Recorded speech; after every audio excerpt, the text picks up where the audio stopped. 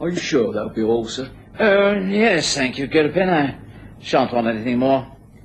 Oh, by the way, how's your wife? Is she recovering from the operation? Well, I'm happy to say there's progress, but it will be a long job, sir. Yes,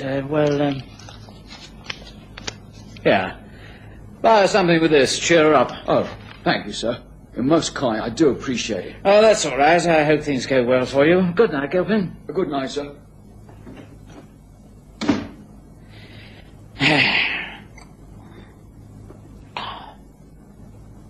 Well, no use putting it off any longer.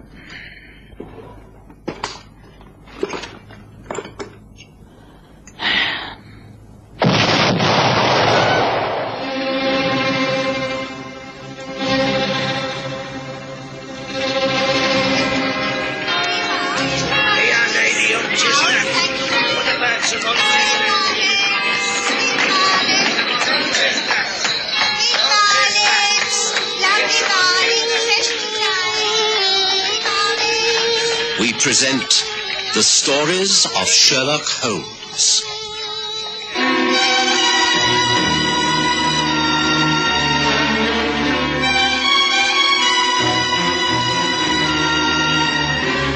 A matter of conscience.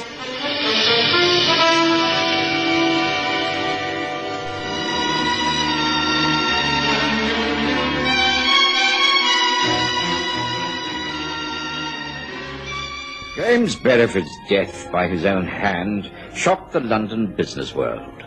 The rumours had been well-founded. Never smoke without fire, the financiers said over their whiskies and sodas.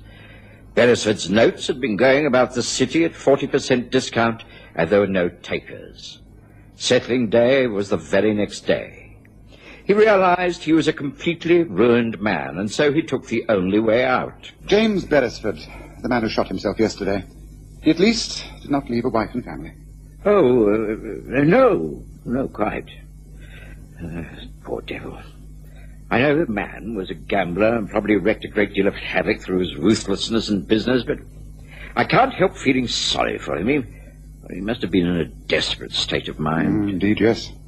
I met the gentleman on more than one occasion through my brother Mycroft in the Diogenes Club. He was on the surface a most amiable and fair-minded man.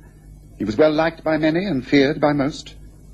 A man like Beresford makes many enemies in the course of a lifetime. Well, you mean that his enemies may have brought about his ruin? Oh, undoubtedly. The point is that in order to outmaneuver his kind, one has to be within the inner circle, as it were. Well, I don't think I follow that, Holmes. Well, I mean only someone near to him, someone who held his confidence, would be able to trick him so cleverly that it would lead to total bankruptcy. But you think he was driven to this by the treachery of his friends? Oh, almost certainly. That may appear cynical of me, and I doubt if we shall ever learn the truth, but I should judge it to be so. How dreadful that any man can be betrayed to that extent. Quite. It is inhuman and immoral. But not a criminal matter, for no one has broken any laws. One can cheat a man quite legally by giving him false advice. If I sway your judgment to back a horse that has no chance of winning, well, whose fault is that? Yes, well, I see what you mean. But if Beresford was forced to kill himself by someone else, I wouldn't like to have that person's conscience. Ah, yes, a matter of conscience. Yes, that is a different matter. Ah, we have a visitor. I wonder who that can be so early on a cold November's morning. Now, if it's anybody important, you have no need to fear of my presence. I've sadly neglected my patients due to this flu epidemic, and I must be about my business. Oh, no, please don't go. I value your opinions. They give me the slant of the ordinary man in the street. Oh, excuse me, a young lady to see you, Mr. Holmes. Refuses to give her name, and apparently she ain't got no car.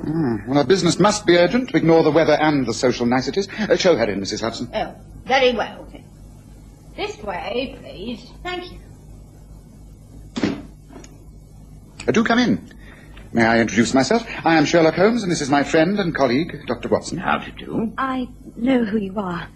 I have often seen you, Mr. Holmes. Do come nearer the fire. Take a seat. Some coffee? No, thank you.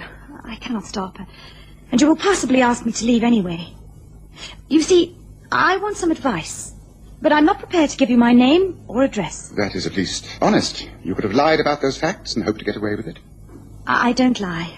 I always tell the truth. I want you to advise me on the correct course of punishing a man who has forced another man to commit suicide. Ah, This is a most curious request. Something which is both pertinent and topical. I take it that you're referring to the death of Mr. James Beresford.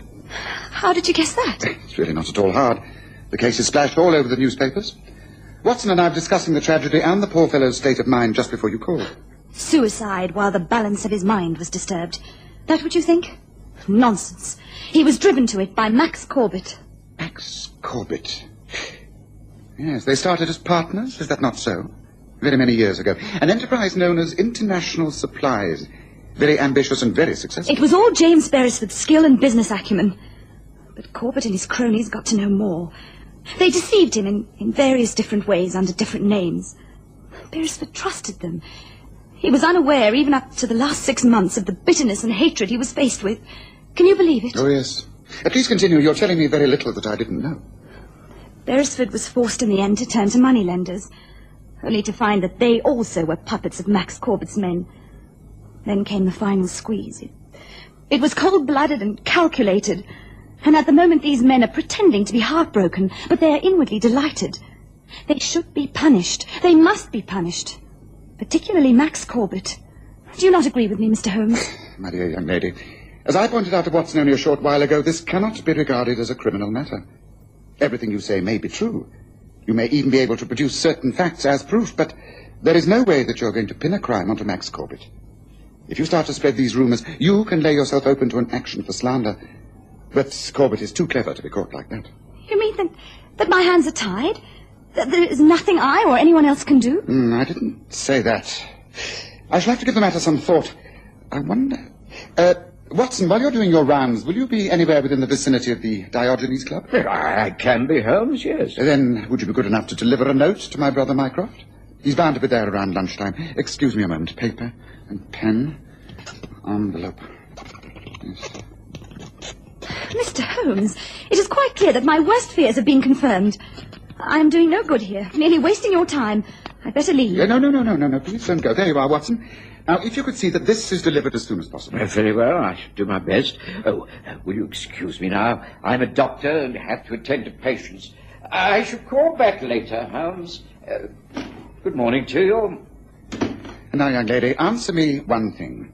If I agree to help you, you will give me your name and address here and now? I got to the Diogenes Club just before lunch and left Holmes's note for his brother. The place seemed unusually crowded.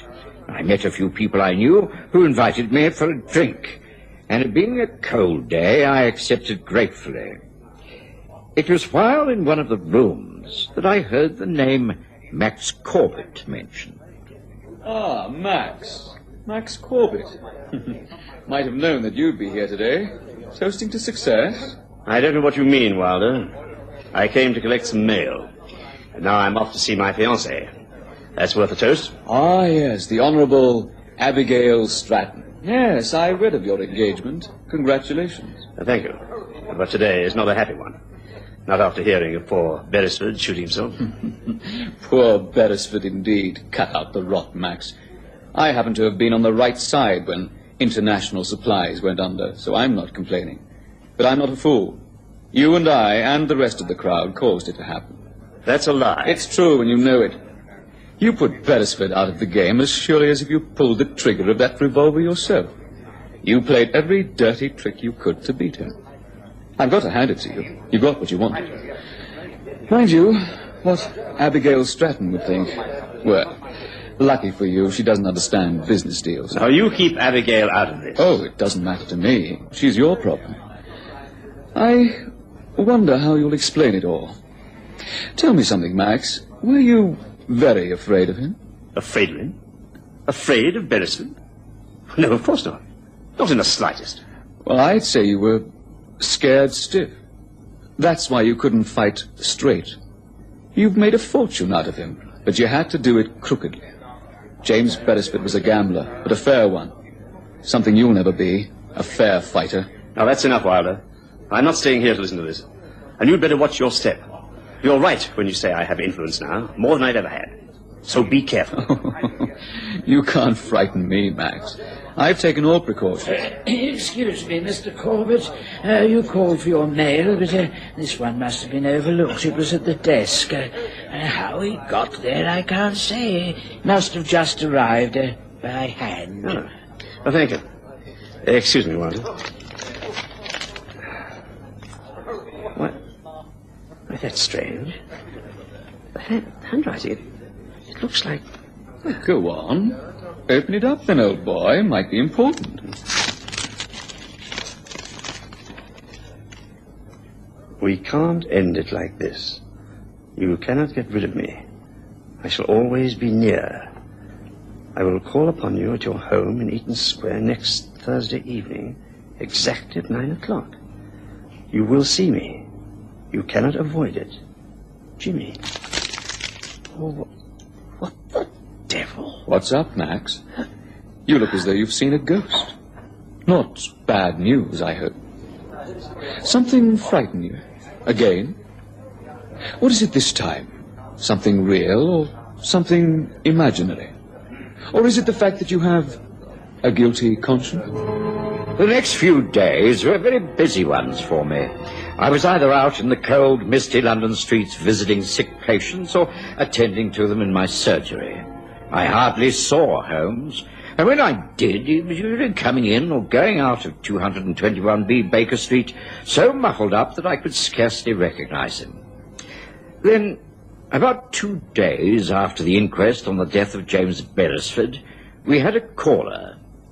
The morning was a foggy one. Gas lamps burned in the streets long after daylight. It was surprisingly cold, and Mrs. Hudson arrived later than usual. She was not pleased to receive a visitor in these circumstances. Oh, now, what on earth? Oh, it's going to be one of those days. Yes? I want to see Sherlock Holmes, come on. I'm not so sure that you can. Have you an appointment? No, but it's early. He must be at home. That is, if he isn't still in bed. Mr. Holmes is always up early, but he doesn't like to be disturbed at this hour. Now, if you give me... No, look here, that's enough. Let me in. I didn't come all this way to argue with a common washerwoman on a doorstep.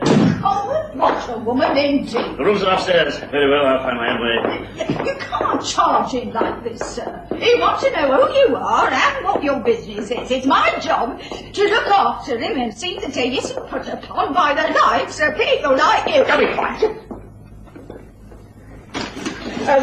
Yes, what is it? This man pushed his way in, sir, and he demands to see you. Mr. Holmes, I couldn't keep him out. That's all right. Thank you, Mrs. Hudson. You may come back to clear breakfast in 10 minutes.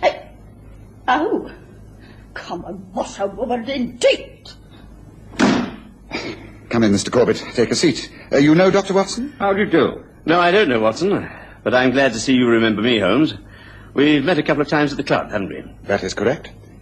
May I ask the purpose of this surprise visit? Oh, it's all right. You may speak freely in front of my friend. I have no secrets from him. Well? I'm being persecuted, and I want you to put a stop to it. Persecuted? You mean someone is threatening you? You're in bodily danger in some way? A threat to your well-being? Then why not go to the police? Oh, no, no. No, there's nothing tangible for the police to get their teeth into. It's far too subtle. The fact is that since my good friend and ex-partner James Beresford killed himself, someone's been... persecuting me. I've received a note. Here, I'll show it to you. It was delivered at the club. It's a stupid joke, of course, someone with a perverted sense of humour. It's written, as you can see, as though it came from Jimmy Beresford. The handwriting is the same. My dear Corbett, if you know this is just a malicious trick, then why not burn it and forget the whole matter? Because it won't stop there. It hasn't. I'm being watched, followed. I know I am. And I've seen him. Not once or twice, but several times. Seen him? Seen whom? Well, someone, disguised as Jimmy. Okay, coming out of the fog. Why, only yesterday I banged into him. I could have sworn it actually was him. Tall, big, dressed in the way that Jimmy always dressed. Even the same cigars, the smell. The fact is that someone's trying to scare me, break my concentration. If that was the objective, it certainly succeeded. You seem very distrait. Well, it's getting on my nerves. Well, of course it is. I'm too busy a man to be bothered by such petty things. I'm going to get married soon. I don't... This going on a moment longer. You've got to stop it, Holmes. I fail to see quite what I can do. Well, catch whoever it is behind all this. I'll pay you any amount of money you want. Now, look, today is Tuesday. And in that blasted note, it says that whoever it is going to call on me at 9 o'clock on Thursday. Well? Well, here's your chance. You've got 2 days. Now, catch whoever it is that's tormenting me. Arrest him. Hunt him out. Scare the living daylights out of him. Warn him that if this persecution continues, he'll be dealt with. I don't quite know what methods you can use. I don't care. Just tell me how much you want to offer me complete protection. Mr. Corbett, I'm a private detective. I only deal in very important criminal matters. I am not a bodyguard. And cases like this are of no interest to me whatsoever. You mean you won't take the case? May I clear now, sir? I do not consider that there is a case, Corbett. Yes, Mrs. Hudson, you may take away the breakfast things and see this gentleman to his carriage. Oh, very well. But you'll be sorry for all this. And I don't need that creature to show me out. Goodbye. Well, we've had some ill-mannered people in these here rooms, Mr. Holmes, but he must rate as the worst chink. No reach, that's what the French should call him. I am inclined to agree, but forget it, Mrs. Hudson. But he called me a common washerwoman and a creature. It really doesn't matter. That's all very well. But people in glass houses shouldn't try to put the straw that broke the camel's back through the eye of a needle. A plethora of mixed metaphors, Mrs. Hudson, but you made your point. Ta! After Max Corbett left, Holmes was strangely silent. He returned to his seat by the fire and relit his pipe. He knew far more than he'd told me, and wasn't going to tell me more. I packed my things and prepared to leave on my daily rounds.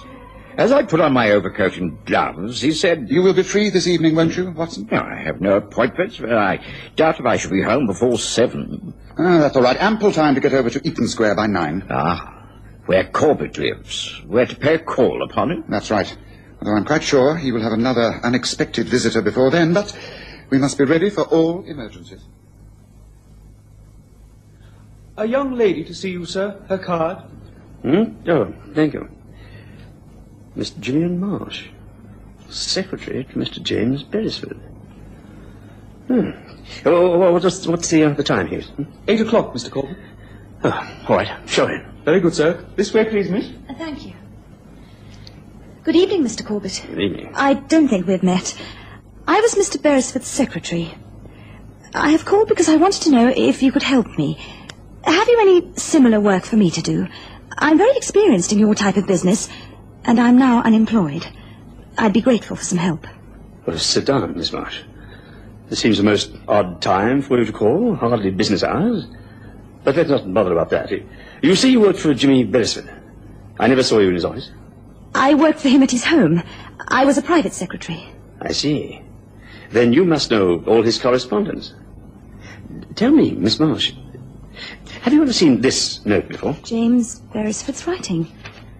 Shall see you, Eaton Square. Call on Tuesday evening. Exactly at 9. What's that? Tuesday evening? No, it says Thursday evening. Oh, no, you're mistaken. I know this writing. It's Tuesday. But that's today. I made all the preparations for Thursday. I'm going to Paris that morning. It can't be Tuesday. It can't be. It's 8 o'clock. And Jimmy will be here within the hour. I'll leave you to face him, Mr. Corbett. No, don't go. Please don't. I have to think. You see, I've been having the strangest hallucinations. I've been seeing Beresford ever since he died. He's been standing on street corners, at the club, getting out of carriages, just standing there, haunting me. And now he's supposed to be coming here within the hour. Are you sure that note says Tuesday? Of course. Look for yourself. How odd. Of course, even the signature could be misinterpreted. Instead of Jimmy, it could be Jilly. Oh, I'd realized that before. Before? You mean you've seen this note before? Now, tell me all about it. I pay you well. Anything you can do to put my mind at rest. Just prove this is a stupid, malicious joke, and I'll set my mind at rest. Please help me. You really are frightened, aren't you? Frightened that the doorbell will ring, and through that door will walk the ghost of James Beresford to torment your soul. Well, all right. I'll set your crooked little mind at rest. No one will be coming here. How do you know? Because I wrote that note. I wrote it after he died. You see, I wasn't his secretary. I am his niece. Uncle Jimmy was one of the best. You had him hunted down and you were glad when he was killed. Well, I wanted to make you suffer as he must have suffered. I could imitate Uncle's handwriting. I did it because I wanted to see what kind of a man you were. I've proved it. You are a cheap coward. Oh, is that so? Indeed. Well, don't think that a chit of a girl like you is going to show me up. You think you've taught me a lesson? Well, I'll teach you now, here and now. I'll show you to start with. How dare you! How dare you! Stop! Just stop it! Just show me up, will you? You little vixen of here. How's this? Right, that's enough, Corbett. Leave her alone. Watson, take care of him. Come on, Anna. Come on, who do you want me to deal with you? You all right, Miss Marsh? Yes, I'm all right. Maximilian! Just what does all this mean? Abigail. Well, how did you... What... Why are you here? I was asked by Mr. Sherlock Holmes to come here this evening. He said I would learn something to my advantage. I seem to have done so. I'm leaving. I have nothing to say to you now, and I shall have nothing to say to you in the future. But I can explain all this. I can explain. It's a trick. Perhaps, Miss Stratton, you would like to take this note. It will explain that what you have seen was premeditated. Max always plans everything, down to the last detail. Thank you.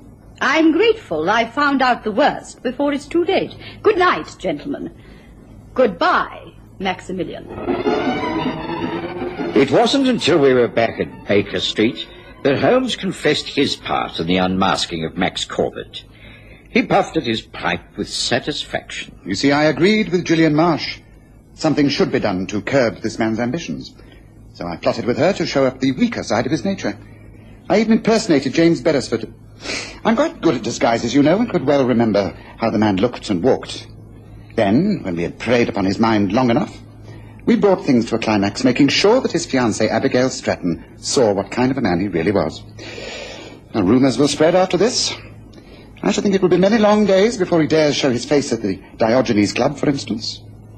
Hardly a criminal case, I agree, but one where I think justice has been done. Don't you agree, Watson? Oh, Joe, yes, very clever, although perhaps not entirely ethical. Well, the man is defeated in a much more gracious manner than he has defeated many others. My conscience is quite clear.